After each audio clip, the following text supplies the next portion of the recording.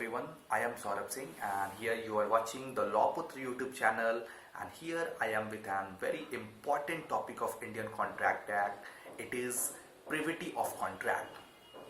So the video will be in the bilingual form so that it will be beneficial for the student who are in Hindi medium as well for the student who are of English medium.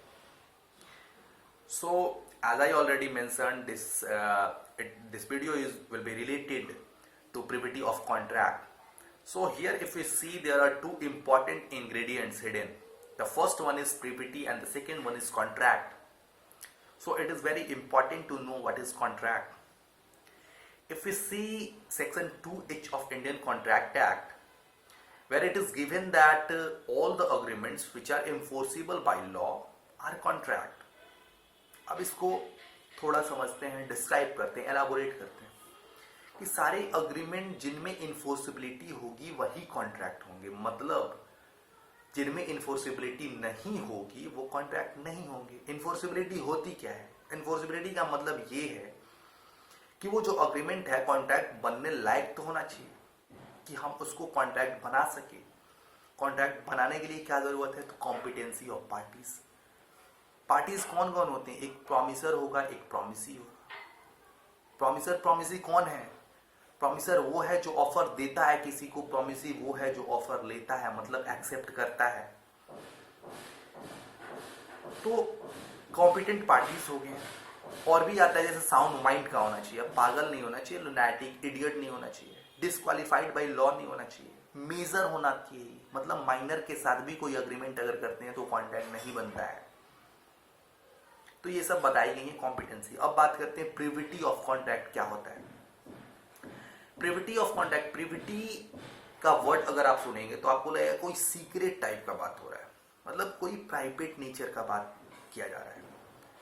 तो privity of contract का मतलब ये होता है कि अगर दो parties, जो कि जैसा कि मैंने बताया प्रॉमिसर और प्रॉमिसी, अगर दोनों हैं तो कोई तीसरा बंदा, कोई तीसरी पार्टी आके इंटरफेयर नहीं कर सकती, उनके बीच में नहीं आ सकती है कि भाई मेरे साथ भी कुछ ऐसा इंटरेस्ट जुड़ा था तो मैं भी आपको फाइल शूट कर सकता हूँ।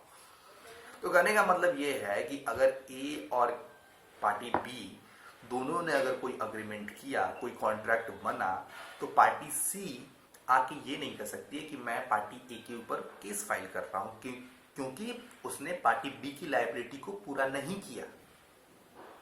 वो आ ही नहीं सकता है क्योंकि वो इन दोनों के बीच का पार्टी था ही नहीं।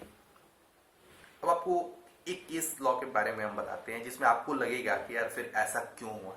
एक डेटल वर्सेस पूल का केस था। इसमें क्या होता है कि फादर को अपनी डॉटर की शादी करानी थी, तो वो कुछ अपनी प्रॉपर्टी को बेचना चाहते थे। सन ने ऐसा उनसे बोला कि आप उस प्रॉपर्टी को मत बेचिए, मैं आपको कुछ पैसे दे देता हूँ, आप उससे मेरी बहन की शादी करा दीजिए। शादी हो गई लेकिन सन ने पैसा दिया नहीं। अब उसकी बहन ने अपने भाई के ऊपर ही केस कर दिया। केस क्यों किया? कि उसके भाई ने वादा किया था, प्रॉमिस किया था, पैसे देने को नहीं दिया। इस पे कोर्ट ने कहा कि इस केस में क्या हो रहा है, बहन बेनिफिशियरी है, उसकी शादी के लिए ही तो सब कुछ बन रहा है, एग्रीमेंट बन रहा है।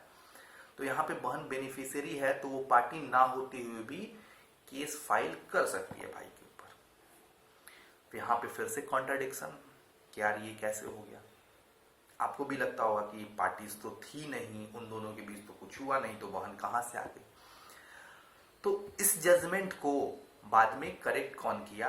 एक आता है और भी केस बहुत इंपॉर्टेंट और लैंडमार्क केस, वहीं से स्टार्ट होता है कॉन्सेप्ट प्रिविटी ऑफ कॉन्ट्रैक्ट का। वो केस है ट्विडल वर्सेस एट्किंसन का। इस केस में बेसिकली क्या होता है कि ब्राइड के फादर और ब्राइड ग्रूम के फादर दोनों के बीच अग्रीमेंट होता है कि शादी के बाद वो कुछ मेंटेनेंस दिया करेंगे, मतलब ब्राइड को, या फिर कुछ पैसे देंगे चलो ब्राइड को। ब्राइड के फादर ने, मतलब लड़के के पिता ने तो दे दिया, बट लड़की के पिता ने लड़के को पैसा नहीं दिया। अब वो जो लड़का था गुस्सा, उसने केस फाइल कर दिया किस पे? ब्राइड ग्रूम के फादर पे, मतलब अपने फादर इन लॉ पे। बात गई कोर्ट में। कोर्ट ने ये कहा कि भाई अग्रीमेंट तो दो लोगों के बीच में हुआ, वो कौन है? तो ब्राइड के फादर और ब्राइड ग्रूम के फादर। तो आप बीच में कैसे आ गए केस लेके? तो वहां से स्टार्ट होता है प्रिविटी ऑफ कॉन्ट्रैक्ट का कॉन्सेप्ट कि पार्टीज दो हैं तो तीसरा बंदा कोई इंटरफेयर करने आ नहीं सकता है।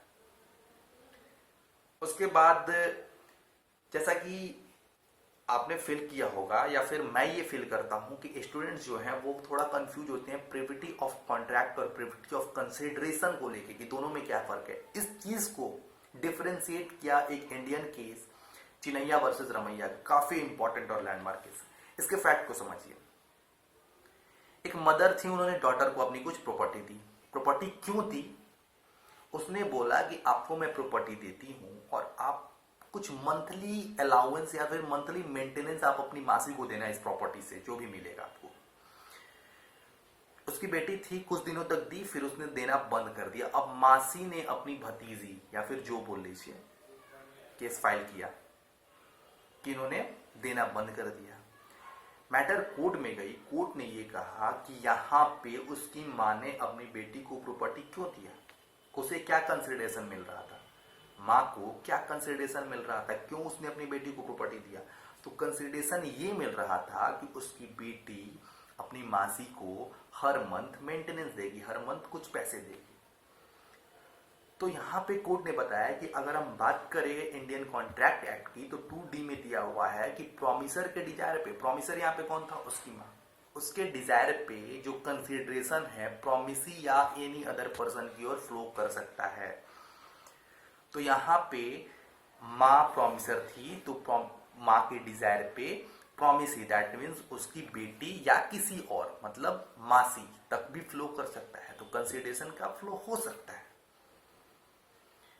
बट प्रिविटी ऑफ कंसिडरेशन का इंडिया में क्या है, कोई मतलब नहीं है, क्योंकि कंसिडरेशन जैसा कि हमने इस केस में देखा कि कंसिडरेशन का फ्लो प्रोमिसी या फिर एनी अदर पर्सन के लिए भी किया जा सकता है, लेकिन प्रिविटी ऑफ कॉन्ट्रैक्ट को इंडिया में भी फॉलो किया जाता है। क्यों? क्योंकि पार्टीज, अगर किसी और को भी, थर्ड पार्टीज को भी आने का मौका दिया जाए तो कल को क्या होगा कि कोई भी बीच में आएगा, बोलेगा कि मेरा उसके साथ कोई इंटरेस्ट है, मैं उसके बिहाफ पे केस फाइल कर रहा हूं। बट आप फिर ये क्वेश्चन करेंगे कि हाँ, कहीं कहीं जैसे रिप्रेजेंटेटिव सूट में, जैसे कोई रिप्रेजेंट कर रहा है या फिर लीगल रिप्रेजेंटेटिव है, वो अपने क्या बोलते हैं, वो अपने फादर के बिहाफ में या फिर कोई भी किसी के बिहाफ में, जैसे कंपनी ए है कंपनी बी है, दोनों के बीच कोई अग्रीमेंट होता है, तो कंपनी सी बीच में आगे वहां पे केस फाइल नहीं कर सकती है। ये नहीं कर सकती है कि अब केस का नाम company C versus company B होगा, वहां पे company A versus company B का ही केस फाइल होगा, भले ही वो रिप्रेजेंटेटिव कैपेसिटी में कंपनी सी आ जाए बीच में, ठीक है। बट कंपनी सी अगर कोई भी बेनिफिशियल इंटरेस्ट भी अगर उसको मिल रहा है तो भी वो सूट में नहीं आ सकती है। वो कंपनी ए को भले ही रिप्रेजेंट कर दे, लेकिन पार्टीज दो ही रहेंगी, दैट मीन्स कंपनी ए और कंपनी बी। तो इस वीडियो में जैसा कि हमने समझा कि प्रिविटी ऑफ कॉन्ट्रैक्ट में कोई भी थर्ड पार्टी नहीं आ सकती है, उसे इंटरेस्ट मिले या ना मिले। इंटरेस्ट मिलेगा तो रिप्रेजेंटेटिव सूट में आएगी, ऐसा नहीं कि इंटरफेयर करके बोलेगी नहीं तुम पार्टी से हट जाओ, मैं आ जाता हूं पार्टी में, ऐसा कुछ नहीं। ठीक है, अगर आपको ये वीडियो अच्छा लगता है तो आप इसे लाइक कीजिए, सब्सक्राइब कीजिए और शेयर कीजिए। और अगर आपको कोई सजेशन देना हो तो प्लीज़ कमेंट बॉक्स में सजेस्ट कीजिए मेरे को। एंड इस चैनल को ज़्यादा से ज़्यादा सब्सक्राइब कीजिए। और